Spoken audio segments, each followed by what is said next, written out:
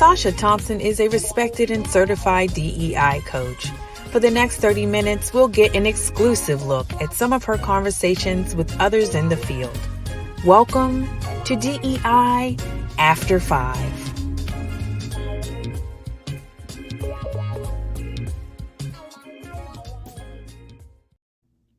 Hello, everyone, and welcome to DEI After 5. This episode is going to be very special because this is someone I'm sure you have been following on social media because I've been following her for a while as well. I just truly appreciate her work and how she approaches this work, and just wanted to have a conversation because I think a lot of what she's doing right now touches at the heart and soul of what's important to DEI practitioners. So today I am welcoming my guest, Dr. Sam. Hi, Dr. Sam. Hi there. Thank you for having me. I'm excited. Good. That's what we want. So one of the things that I think, just to start off the top, you've been doing this DEI blueprint, right? And I want to know not necessarily what the blueprint is about, but what led you to come up with this blueprint? Yes. So, for those who don't know, DEI Blueprint is an online self paced program designed to teach people, I say DEI practitioners, but it could be anyone who is actively trying to develop a DEI strategy for a company, organization, nonprofit, startup. So that's what DI Blueprint is. And how I came up with it was because I needed something like that years ago when I first started this work. I was tasked to develop a DEI strategy, and I had no clue where to start, what that even meant. Like, I knew what the outcome was supposed to be and the purpose for creating a strategy, but I didn't know like what the format was, how to even get started, what components were important for a strategy. Eventually, I figured it out through my own research, my own educational experience. So I have different types of degrees that allowed me to understand strategic planning. And then I realized, oh, it's just strategic planning, but with a DEI lens. So I just put all my knowledge together and I made the strategy. And it was a great strategy. Even looking back now, I still think that it was a solid strategy. And so when I was Googling what DEI strategies looked like and what I should put in it, what type of data to assess, I couldn't really find anything. The Global Diversity Benchmark, that group, they have a very solid, like a guidebook for developing DEI strategies, but it was only very, I don't want to say theoretical, but at a higher level. It didn't explain how to actually do those things in real time, like implement them inside of an organization and what that would look like. And I found that that was the gap, and not a lot of people even know about that group until you like Google for hours and hours. And so I thought, there's also another component that was missing in the space as it relates to developing DEI strategy, which was the community aspect. I know that I had to like reach out to other DEI practitioners constantly. Everyone's busy, everyone's booked up. You kind of don't even know what to ask. Like asking, how do you make a DEI strategy? That's a very big question. And it's not a simple answer that you can get in like 30 minutes. So all of those things, my own personal experience is what led me to develop this. And even now I see that there is an immense need because more companies are starting to be aware that they do need DEI strategies.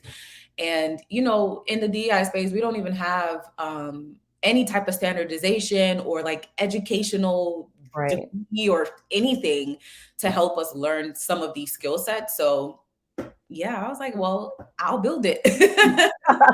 No, and I think you hit it right on the head because there's so many folks that watch this show that are either starting their career or have been in it in an organization where it's just been, and I call it stuff, right? Like it's just activities, it's initiatives, but it hasn't had a strategy. It hasn't had a plan.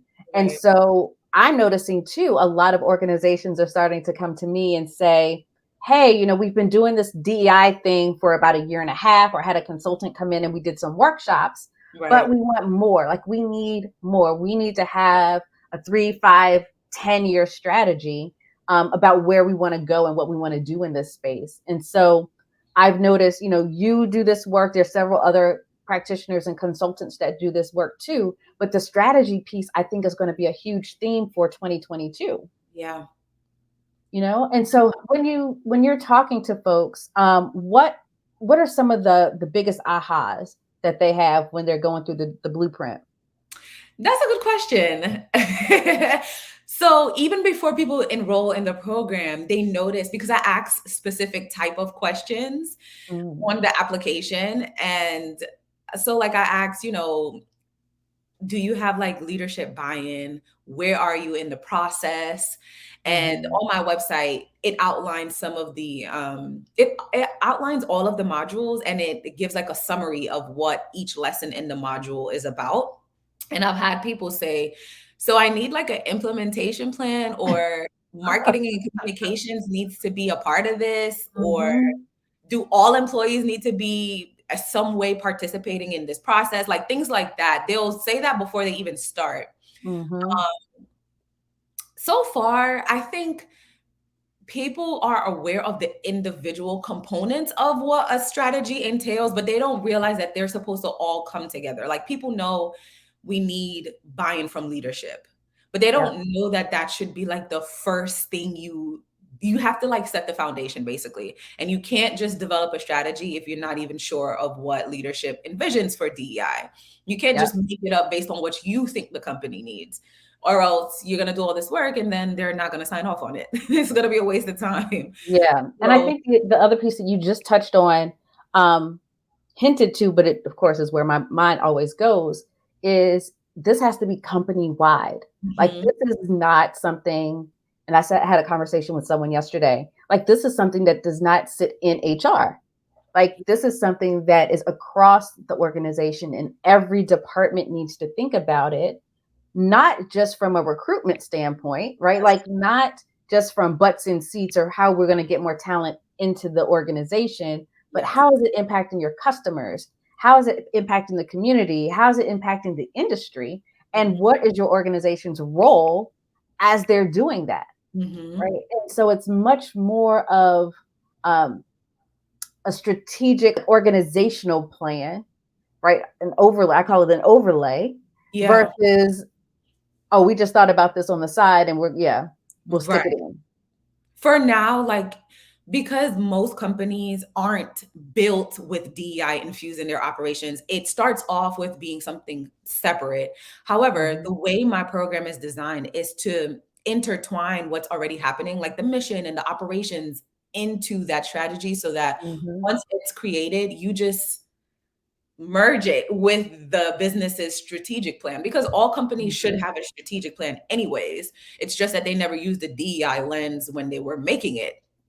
Now, they're having to retroactively do that. So that's the purpose of the program, is to design it in a way so that it's easily intertwined into the company's operations already. And it's just tied to everything the company stands for, their mission, their branding, how they show up, and it's aligned with what their constituents want. So like internal constituents, like their employees, and then external constituents, so their customers and their clients and people on the board, those types of things.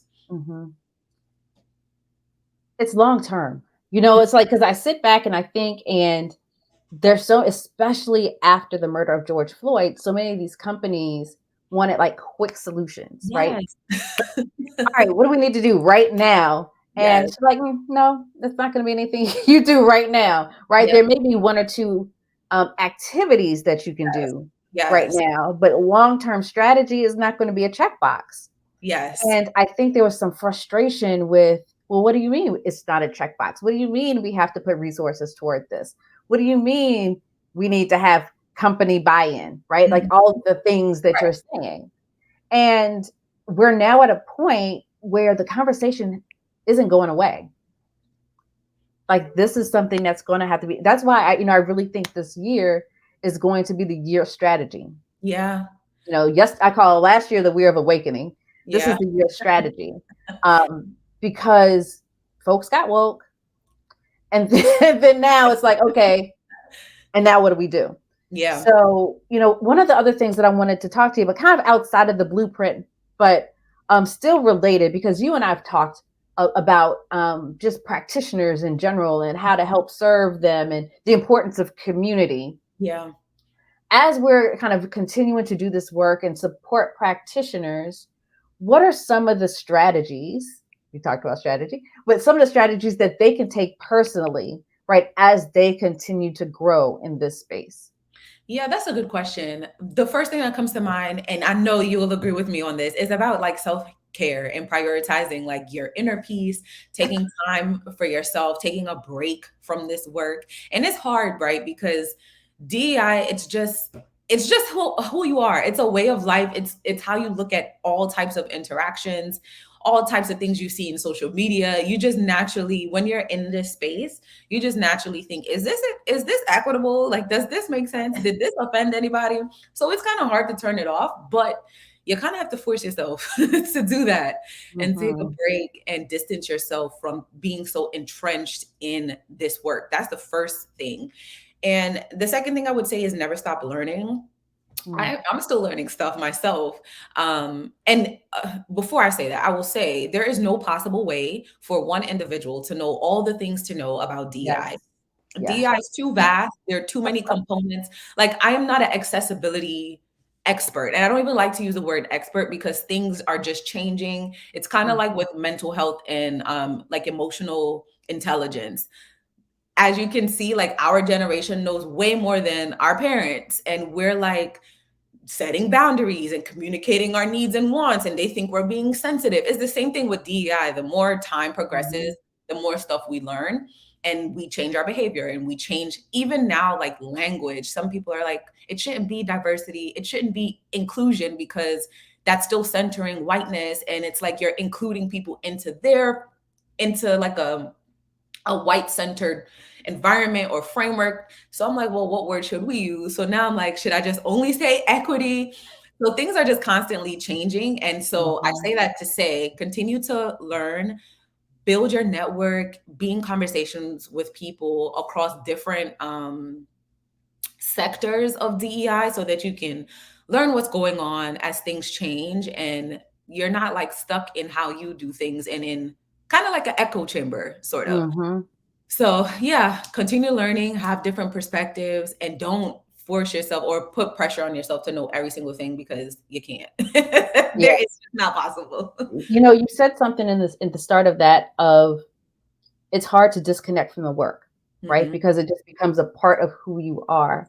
And I mhm. think that that is so different than so many other aspects of, I want to say, business, Yeah. right? So I did a bunch of my career was in marketing, and I could turn that off at 5 o'clock, right? Mhm. Some of it would still kind of, because just how my brain works. But oftentimes I'm like, I don't have to think about this when I get home. Right. But to your point, like I'm sitting here, and there were some situations that have happened over the last few weeks where I'm just like, ooh, that's just hypocritical. Mm-mm. Mhm. How can you do this and say this? Right? How are you going to quote MLK, but then, Mhm. so all of these things, and my mind is constantly going in that space. But to your point, it's important that we do know how to disconnect when Yeah. necessary, right? For that self care. Um, it is important to take time off, Yes. right? Yes. And we've talked about that. I took the month of December off, Mhm. and it's something that I try to do almost every year. Take extended periods of time away, because a week, Yeah. just at the end of that week, you're starting back up, so it doesn't really do much. And I find that at a month, 3 to 4 weeks Mhm. is okay. Now I'm rested. Like now I've done things that have nothing to do with work. Now I'm at peace. Now I have the mindset to get back into it. I have the energy to get back into it. So I think that part is so important. And we have some other episodes where we're talking about emotional intelligence and wellness and all of those things. So and community, the Yeah. importance of community. Because I think the first time you and I spoke, it was really like, hey, let's just talk. Like Yeah. let's just talk and get to know each other, because there's so much so much that we can learn, as you were Yeah. saying, from each other in this space. And it's not about competition. Right. It's I was just how gonna do we learn and grow together? Right. I was gonna say, like, there's so many of us in this space and we're doing similar work. And because there's no centralization or standardization, it's kind of like a waste of energy if we're like all doing the same thing instead of just coming together and figuring out Mhm. what our individual strengths are. Like, that's why I do strategy. I'm not an educator. I can educate. I mean, I have Mhm. my doctorate and I've done research, so I can educate, but that's just not my thing. And I'm Mhm. not going to try to do all the things. I've referred a few people to you actually because I know they need coaching. And though I can also provide those services, I'm not going to do all of that stuff. I'm focused Right. on strategy. And I'm like, I know all these wonderful people who already do this. They thrive in this space. That's what they do. I send them over your way. So Mm. that's another thing I think is important in our space. There's just so much going on. And I want us to figure out how to come together and like play on our strengths instead of expounding unnecessary energy because this work is already so tiring. Yes. Like a million times yes. Like it's so interesting to me because I've had people say, "Oh, well, I'm working with this consultant, but I don't know if what they do will work with what you're doing." And I'm like, well, who's the consultant? Because I might know them and it may be something that we can collaborate with. And, it's how do we model the behavior of inclusion? Like, if we're talking about inclusion and we're talking about belonging, like, this is the one industry where I think we can model so much of the behavior that we're Right. trying to get others to do, right? Like, it doesn't always have to be one at the top. Right. Like, why? No. Like, there's room at the table for all of us. And Yeah. so, it's how do we tap into that? How do we work together? I have, several folks on speed dial. I've actually sent folks to you around strategy because that I can talk it, I can give you a framework, but that's not my sweet spot. I'm just like, no. But like you said, I love facilitation. I love education. I love community. I do the coaching piece, Mhm. right? And so it's like, how do we tap into how we support each other in this space? And Yeah. that also helps with the self-care piece because Yeah. I think I have found so many people that try to fit into something that is not their niche, Mhm. and that stresses them out. Mhm. It's counterproductive. Yeah, it is. I agree. And I also think that also brings harm to the space as a Mm, whole.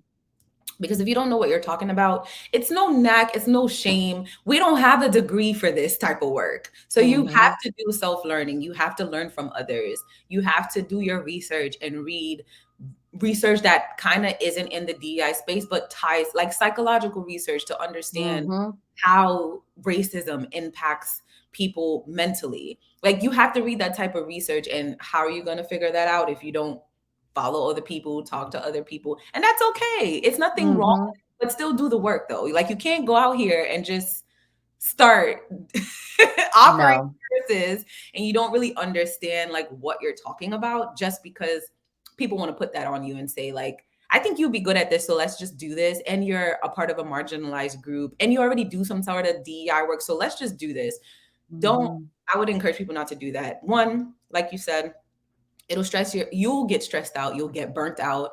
And then two, you're bringing more harm in not in this space, but to companies, which then it's a reflection of the DEI space and the work that we do. And it also causes confusion. So we want to Mhm. make sure we're giving great advice and solid advice and not like kind of making stuff up as we go. Yeah. And it just reminded me, I was having again a conversation with someone the other day where we were talking about prior to the murder of George Floyd and Breonna Taylor and Ahmaud Arbery, like that time period, so Mhm. many companies were hiring DEI folks. Yep. One, because they were defining diversity as gender. Mhm. And two, they didn't think that it was something that was important. So you didn't have to have any skills in the space, Mhm. right? If you had passion, Mhm. that was important, right? And I'm just like, you don't hire an accountant because they're passionate, like they actually have to have some type of education in the space, right? Just because they're passionate for numbers. Like I love home design and decorating, but I'm not going out there as an expert or someone that would do the services because I don't have the foundational expertise in that space. And so I've noticed that many of the folks that kind of came in during that time, pre pandemic and racial unrest, are no longer in those roles or have kind of doubled down to do the education. And I think that piece is so critical in what you said. And it's interdisciplinary. It's interdisciplinary. I was dinged for a while in my career because I was in marketing. But I'm like, but I was a sociology major that focused on cultural diversity and ethnicity, right? I have an education degree. I have a master's degree in business and figured out how to merge those things together in order to do this work, right? I didn't come from HR. And so because I didn't come from HR, I was seen as I didn't know anything. Yeah. Right. And I remember having a conversation with Janet Stovall last year when I was doing another project. And we talked about like, this is understanding, as you said, psychology, sociology, history, anthropology. There's all of these things, right? The soft sciences that people don't necessarily like, oh, that's fluff, but that is the foundation of this work. Yep. That is the ultimate foundation of this work. And so as we're moving forward and as I talk to other practitioners, I echo what you said, right? It's do that research, do the educate yourself. Yeah, as much as we tell others, like mainly white people or people with privilege, that they need to do self-education before they try to hire on consultants, or instead of asking us to educate them. Right. I think we also need to do the same. Like we're not above educating ourselves. Like if we belong to marginalized groups, yes, we have real life experience, and that is very valid and needed and useful and important in this work. But to build a strategy, for example, because that's that alone is not gonna cut it. Like there are other types of skills that you need, like technical skills to develop a strategy. And it's hard because no one is telling you this. No one is saying like here, because you could go to school to be an accountant or a business major, and they tell you all the different components that you need to know to be a great person in your space. We don't have that. So I get it. It's difficult, but start somewhere. Like reach out to people and say like, what did you look up or learn about? How did you figure this out? What did you learn? Ask questions, and that can start your journey. Yeah, it's so important. I think one of the first certifications that I got when I left corporate was psychological safety, because I knew I didn't have it. And so I'm like, just understanding that and the importance of that has helped me so much as I'm having conversations with people, right? I can now point out, okay, you're in a situation that's not ready for this, right? Or organizations hire folks, right? And they immediately want them to contribute, but they haven't done the work to make them feel that they included or it's safe to even learn in that environment. Yes. Right. So it's all of those things that I think are critical as practitioners to kind of take it all in from different industries, different experiences. As you even said, talk to people within the organization. Yeah. Because one of the other pieces that I've learned is, and I did this with another organization, they're hiring you new, right? Or you're fairly new into an organization, a year or two. But the folks that really know how things operate are the lower level folks that have been there for 20, 30 years. Yeah. They can tell you the culture. They can tell you the dirt that's in the corner. They can tell you all the things that helps feed your strategy. Yep. Right? Because oftentimes what happens is you're only given like, here's all the beautiful, wonderful things that we've done. Right. And that's not going to help when you're trying to ensure that those that have been marginalized are being seen, heard, and valued. Yep. And people think so the number one question I get all the time is like, how do you start this?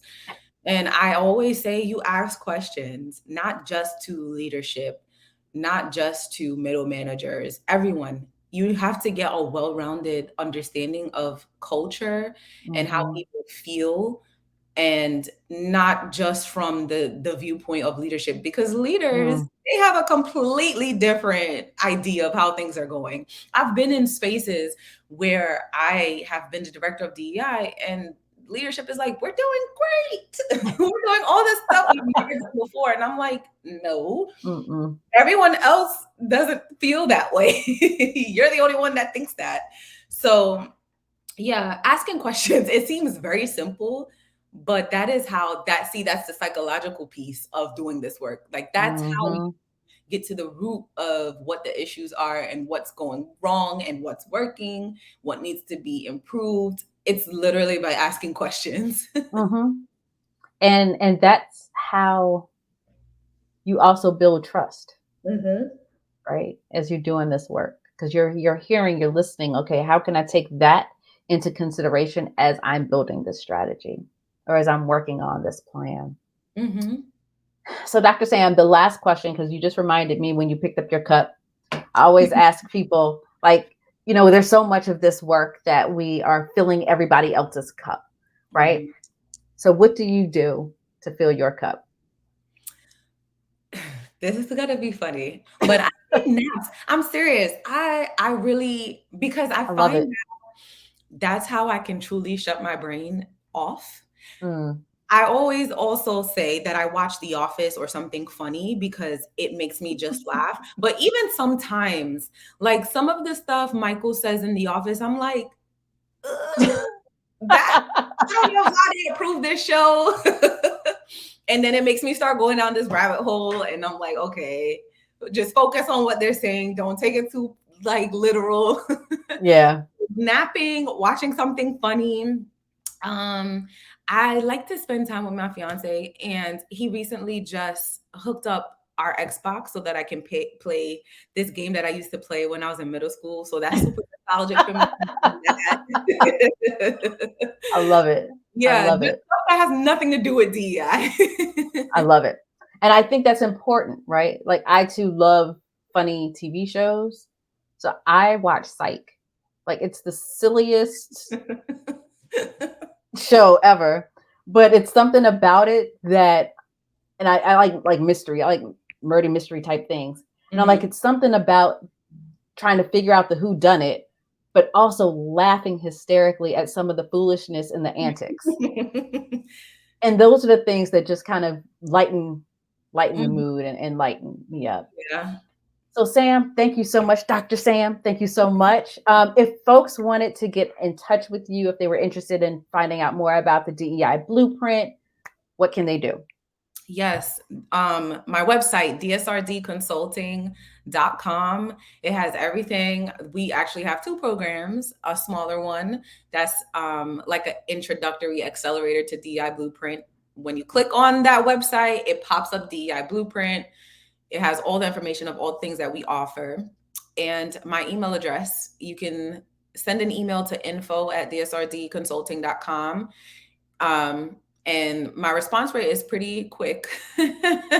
So if you have questions, you want to reach out. And also on LinkedIn, yeah, I'm pretty active on there and I respond to my messages. So my name, Dr. Sam Ray, should pop up if you search it. Yeah, those are the three ways. Wonderful. Thank you, thank you, thank you for having this conversation with me today. I think, there's so much that you shared, right, that people need to start thinking about, right? Because I think many people go into this space with one mindset, not necessarily understanding the bigger picture. Yeah. And so hopefully this gave them a sense of, okay, what this work entails, Yeah. um, and how they can get some support about that. So thank Yes. you so much. Thank you so much. Yes, this was fun. I'm glad that I got to be a part of a DEI After Yay. Five. I love this so much. I wish this was out when I was starting in the DEI space.